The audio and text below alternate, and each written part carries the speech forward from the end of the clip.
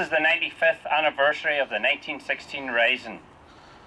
Today, as we stand by the grave of Thomas Desmond, Fenian organiser, we commemorate all those men and women who gave their lives for the creation of an Irish Republic, free from foreign dominance and dependency.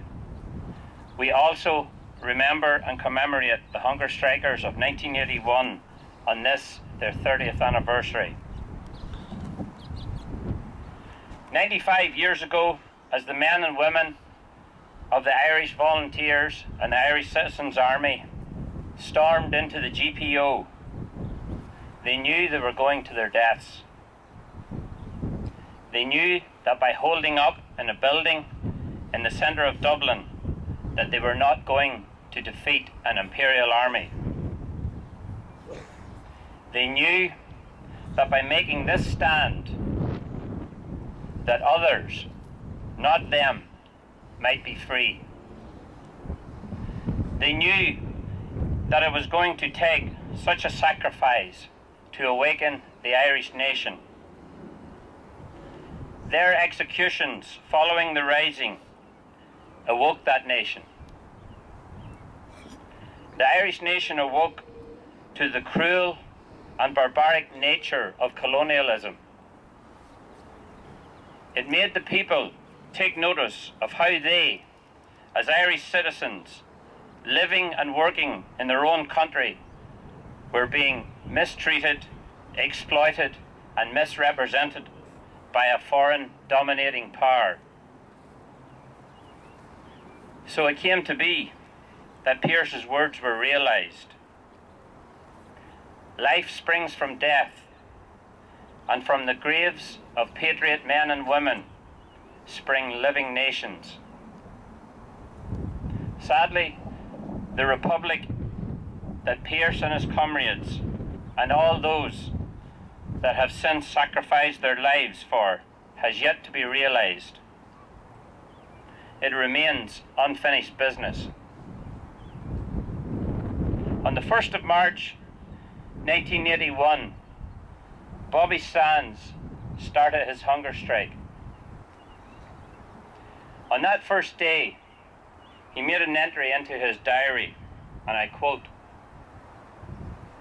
"I am standing on the threshold of another trembling world. May God have mercy on my soul. My heart is very sore because I know that I have broken my poor mother's heart, and my home is struck with unbearable anxiety. But I have considered all the arguments and tried every means to avoid what has become the unavoidable. It has been forced upon me and my comrades for 4.5 years of stark inhumanity. I am a political prisoner. I am a political prisoner because I am a casualty of a perennial war that is being fought between the oppressed people of Ireland and an alien, oppressive, unwanted regime that refuses to withdraw from our land. I believe and stand by the God-given right of the Irish nation to sovereign independence, and the right of any Irish man or woman to assert this right in armed revolution. This is why I am incarcerated, naked and tortured." End of quote. The right to sovereign independence. What Bobby Sands was talking about here is the right that most nations of the world take for granted, cherish, and will defend with their manhood. Ireland has been denied this right for over 800 years. For anyone here today who believes for 1 minute that a failed 26-county state has any semblance of independence or sovereignty, think again. It does not. Britain imposed partition on Ireland as a temporary measure. The Irish Free State was never meant to succeed. Any semblance of the 26 counties having independence was sold for profit or given away to British and European bondholders. In the past year, we have watched the arrogant swagger of Fianna Fáil ministers. We listen as Labour tell the Irish workers to work longer hours so they can keep their jobs. Now we observe the sheepish tiptoeing and bowed heads of Fine Gael as they are summoned to 10 Downing Street. And when they get there, they can't even ask about giving nationalists fair representation in the PSNI, or for the British to give up the files they have in their possession of their collusion in the Dublin and Monaghan bombings carried out by Her Majesty's Armed Forces. The time is spent discussing the impending visit of Elizabeth Windsor and her husband to our island.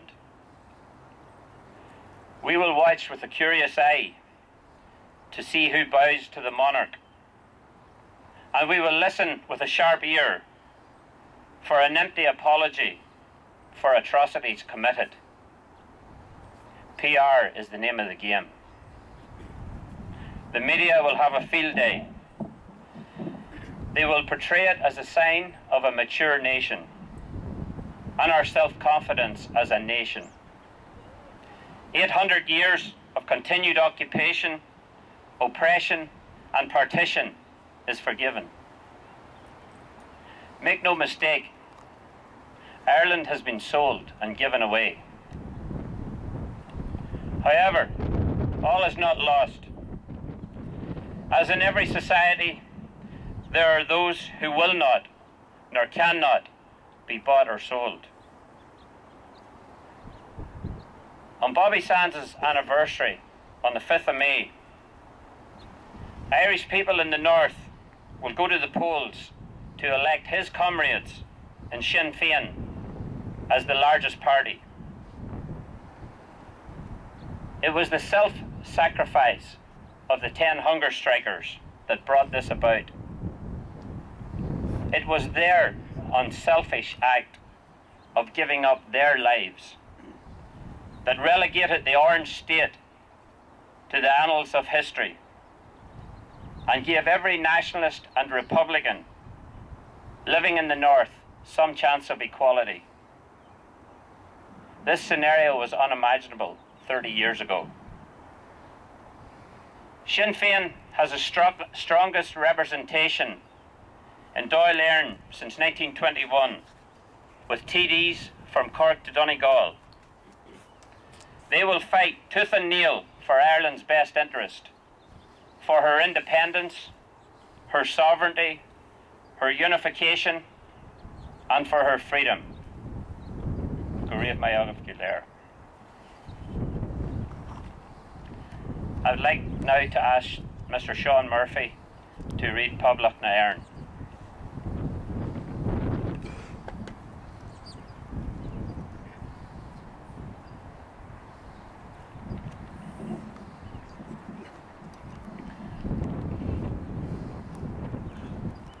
Irish men and Irish women, in the name of God and of the dead generations from which she receives her old tradition of nationhood, Ireland through us summons her children to her flag and strikes for her freedom. Having organized and trained her manhood through her secret revolutionary organization, the Irish Republican Brotherhood, and through her open military organizations, the Irish Volunteers and the Irish Citizen Army, having patiently perfected her discipline, having resolutely waited for the right moment to reveal itself, she now seizes that moment. And supported by her exiled children in America and by gallant allies in Europe, but relying in the first on her own strength, she strikes in full confidence of victory. We declare the right of the people of Ireland to the ownership of Ireland. and to the unfettered control of Irish destinies, to be sovereign and indefeasible. The long usurpation of that right by a foreign people and government has not extinguished the right, nor can it ever be extinguished, except by the destruction of the Irish people. In every generation, the Irish people have asserted their right to national freedom and sovereignty. 6 times during the last 300 years, they have asserted it in arms. Standing on that fundamental right, and again asserting it in arms in the face of the world, we hereby proclaim the Irish Republic as a sovereign, independent state, and we pledge our lives and the lives of our comrades in arms to the cause of its freedom, of its welfare, and of its exaltation among the nations. The Irish Republic is entitled to, and hereby claims, the allegiance of every Irish man and Irish woman. The Republic guarantees religious and civil liberty, equal rights and equal opportunities to all its citizens, and declares its resolve to pursue the happiness and prosperity of the whole nation and all of its parts, cherishing all of the children of the nation equally and oblivious to the differences carefully fostered by an alien government which have divided a minority from the majority in the past. Until our arms have brought the opportune moment for the establishment of a permanent national, representative of the whole people of Ireland and elected by the suffrages of all her men and women, the provisional government hereby constituted will administer the civil and military affairs of the Republic in trust for the people. We place the cause of the Irish Republic under the protection of the Most High God, whose blessing we invoke upon our arms, and we pray that no one who serves that cause will dishonor it by cowardice, inhumanity, or rapine. In this supreme hour, the Irish nation must, by its valor and discipline, and by the readiness of its children to sacrifice themselves for the common good, prove itself worthy of the august destiny to which it is called. Signed on behalf of the Provisional Government, Thomas J. Clark, Sean McDermott, Thomas McDonough, P.H. Pierce, Eamon Kent, of giving up their lives so the rest of us have some chance of equality and reaching an independent Ireland. This year being the 30th anniversary of the 1981 hunger strikers, we'd like to pay special attention to the 10 hunger strikers. The first to die was Bobby Sands, who died after 66 days on hunger strike, aged 27 years. Next was Francis Hughes, who died after 59 days on hunger strike, aged 25. Then came Raymond McCreesh. After 61 days, he was 24 years old. Next was Patsy O'Hara, who died after 61 days on hunger strike, aged 23.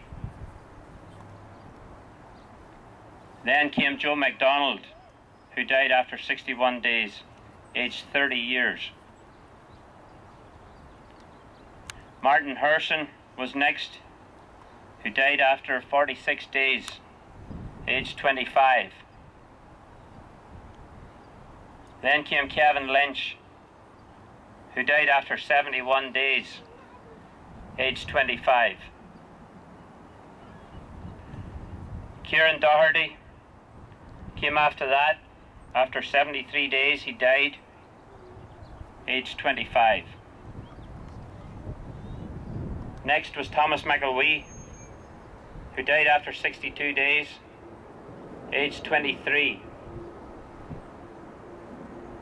The last of the hunger strikers to die was Michael Devine, who died after 60 days, aged 27.